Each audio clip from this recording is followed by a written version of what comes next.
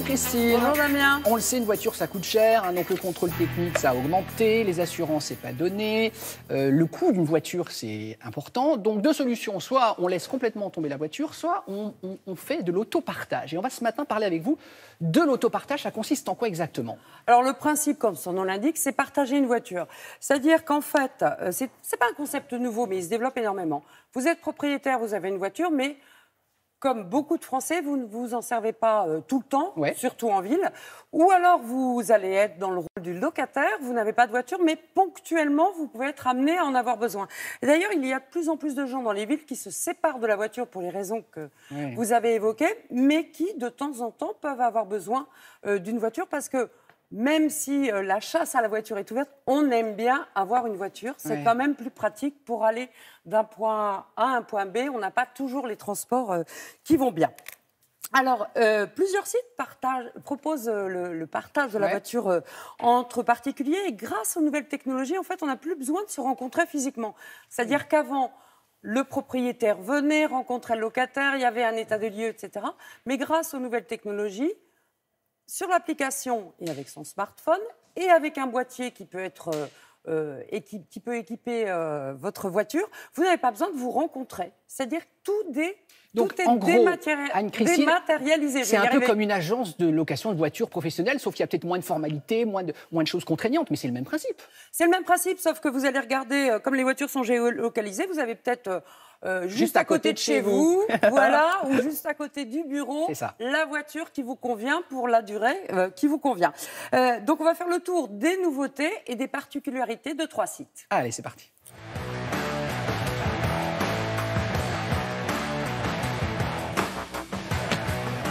L'autopartage, c'est pratique parce que quand on ne possède pas de voiture, ça permet de louer de temps en temps pour partir en week-end. C'est facile parce qu'on peut tout faire en ligne, on n'a pas besoin d'attendre derrière un guichet pour louer une voiture.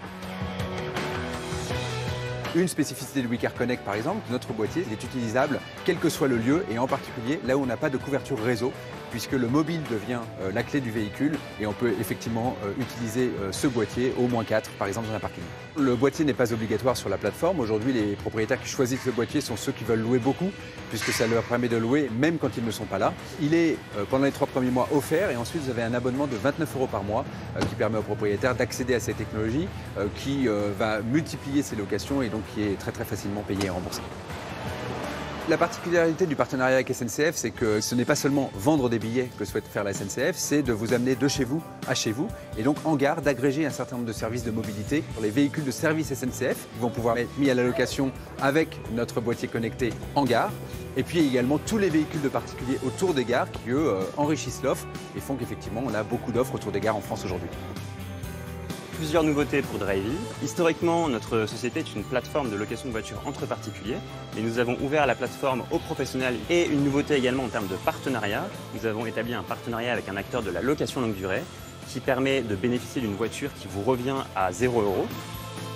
Je ne suis pas le propriétaire de cette voiture, je suis passé par une solution de leasing et l'énorme avantage c'est que je ne débourse rien, l'autopartage me permet de la rembourser mensuellement automatiquement.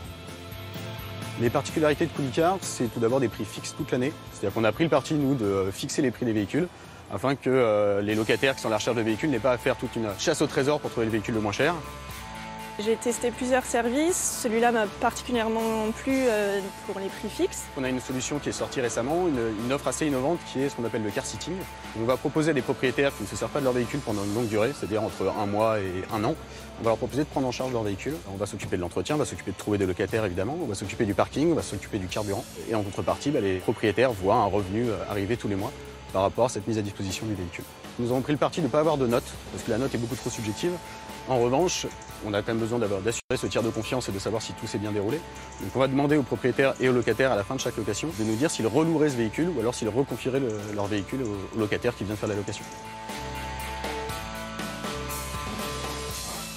Anne-Christine, allez, je suis propriétaire d'une voiture, je décide de la louer. Vous avez de la chance. Oui, je décide de la louer. Le locataire a un pépin. C'est quelle assurance qui entre en jeu? Alors, tous les sites ont un assureur qui est partenaire. C'est une assurance tout risque, c'est-à-dire que ce n'est pas l'assurance du propriétaire qui entre en action. Et ça, c'est très important, évidemment. Bien sûr. D'autres différences, peut-être? Alors, il y a des différences. Bon, certains sites mettent un âge maximum pour les voitures, ne prennent pas les voitures trop anciennes. D'autres, c'est un kilométrage qui est limité. Souvent, c'est lié. D'ailleurs, pour certains, c'est une puissance fiscale. D'autres sites demandent qu'on fasse des photos avant et après la location pour voir l'état de la voiture. Il y a un site qui ne le propose pas en disant mais souvent les photos ne sont pas bien prises parce qu'il fait nuit, parce que le parking n'est pas très bien éclairé. Donc c'est à peu près les différences.